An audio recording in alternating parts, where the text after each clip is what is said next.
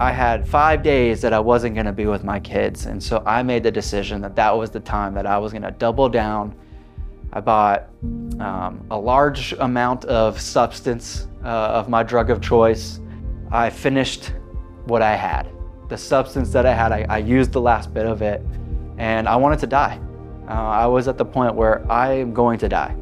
And so in that moment, I was looking at my phone and I saw my real dad in Texas.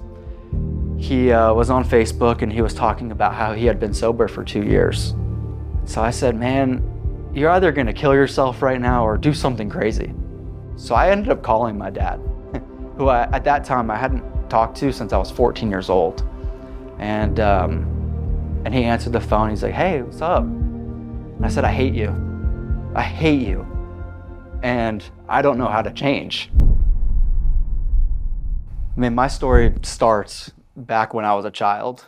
You know, I grew up in a household where I knew that my real dad left when I was 1 year old. That was the story that I kept hearing. And I kept hearing about how my dad chose drugs and alcohol over me. And that really shaped my view on father figures and what a father is and what a father shouldn't be. And so I can remember, 5 years old being like, I never want to be like my dad. So coming to high school and a little bit of the college life that I did, this is when I started, partying a little bit. I started finding security in the party, if that makes sense. And I remember one of the first times that I had something to drink, I felt like this freedom. Girls started noticing me. I started getting attention. I could talk a little bit better until I had too much to drink, of course. But I had this confidence about me, and I forgot all the pains and all the fears that I grew up with. I went on a cruise, I met somebody, and I found out that she's pregnant. And it goes all the way back to when I was 5 years old, when my mom told me that my dad left because he chose something else more than me. And so I said, I'm never gonna do that. Never gonna do that. I'm never gonna leave my children because he did it. And so I stuck around in this relationship of this person, and we ended up having another kid. And during this entire time, it's like a blur to me because I was just in deep sadness. I had I had two amazing children now with this person, and I lost myself, because I was pursuing this belief that I don't want to be like my dad. And in all that sadness, I went even heavier into drugs and alcohol and the party on the weekends, and I started missing work, and I started making poor choices. And there was this deep sadness in me, like, man, I'm being just like my dad.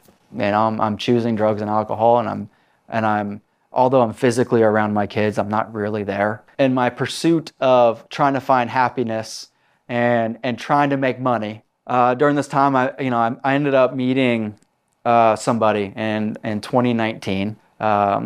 She was awesome. Great with my kids. Man, I really just poured my energy into her, and she became my resource of happiness, if you will. And so I really invested a lot of time, energy, and effort into that. But I also was investing a lot of time, energy, and efforts into my habits on the weekend. And so after about 2 years being with this person that I desperately wanted to marry, she left me, for good reason. I had 5 days that I wasn't going to be with my kids. And so I made the decision that that was the time that I was going to double down. I bought a large amount of substance of my drug of choice. Funny enough, it sounds interesting and it sounds funny, but I went and hid out at my grandma's house. They were out of town. They have a big house and they have a big liquor cabinet. So I brought my drug of choice to my grandma's house, my grandparents' house. And so for about 3 or 4 days, I stayed up, didn't go to sleep.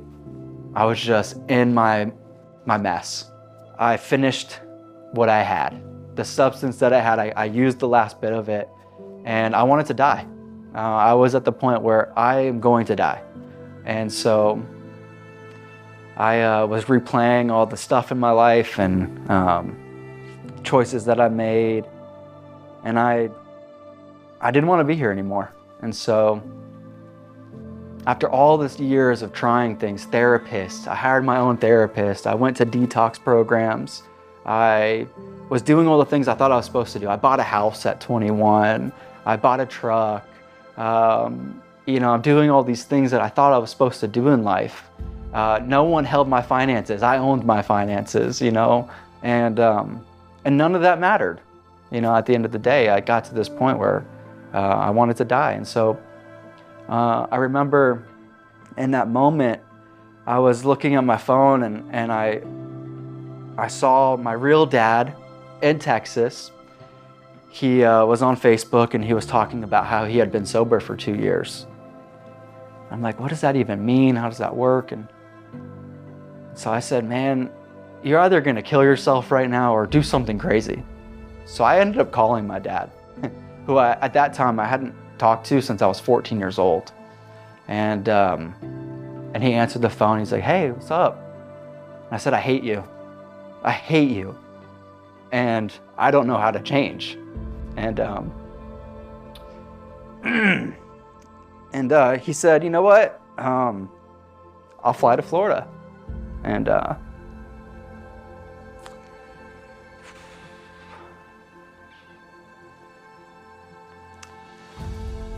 so January 6th, my dad that left me showed up for me, and he brought me to a recovery meeting.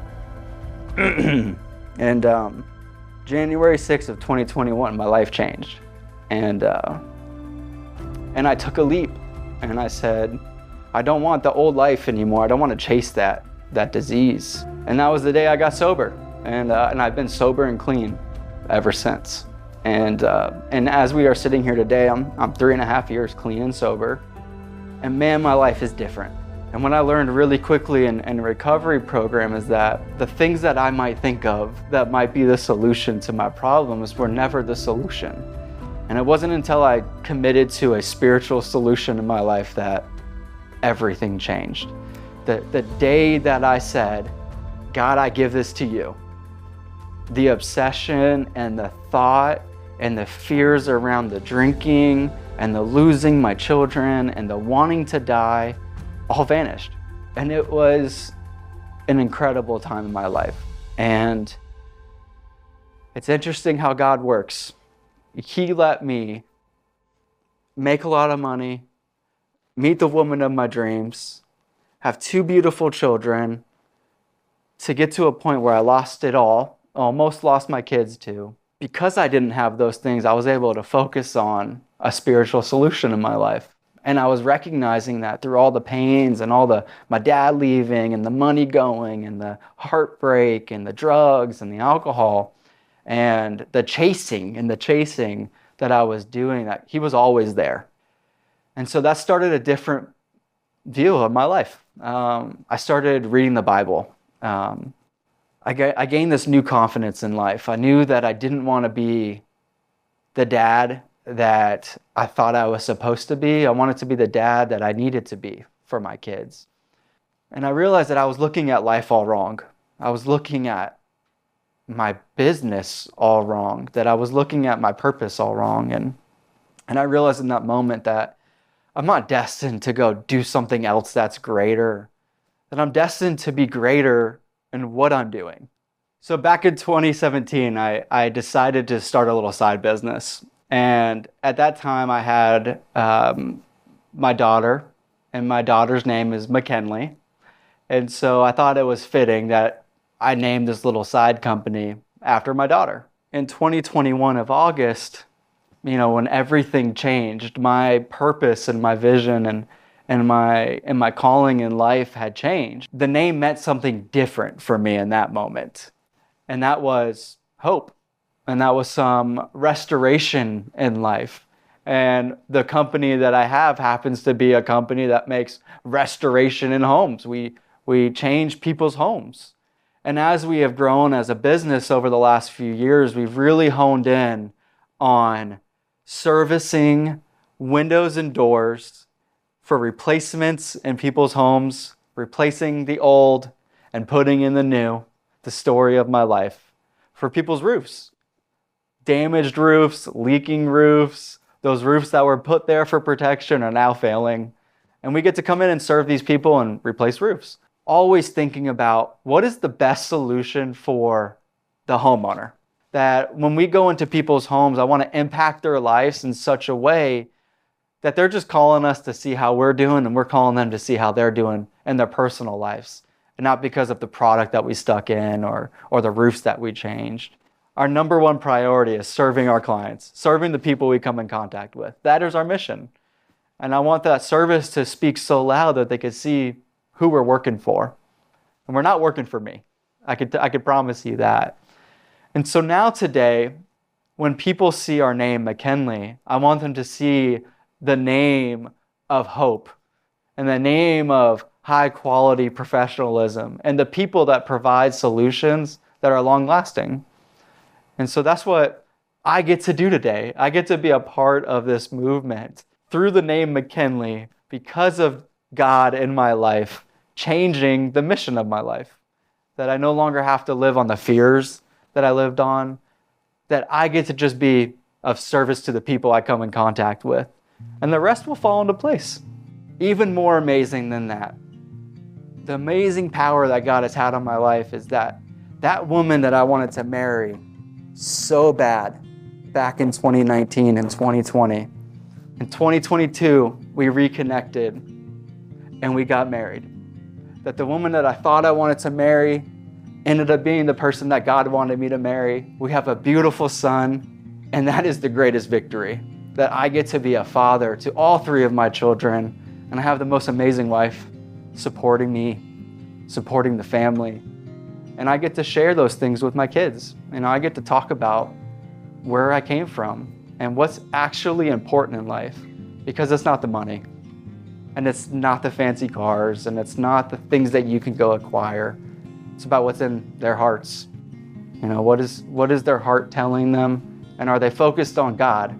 I'm just super grateful that I have this second chance at life, because if I can change one person's life as a result of just meeting them, that's enough for me.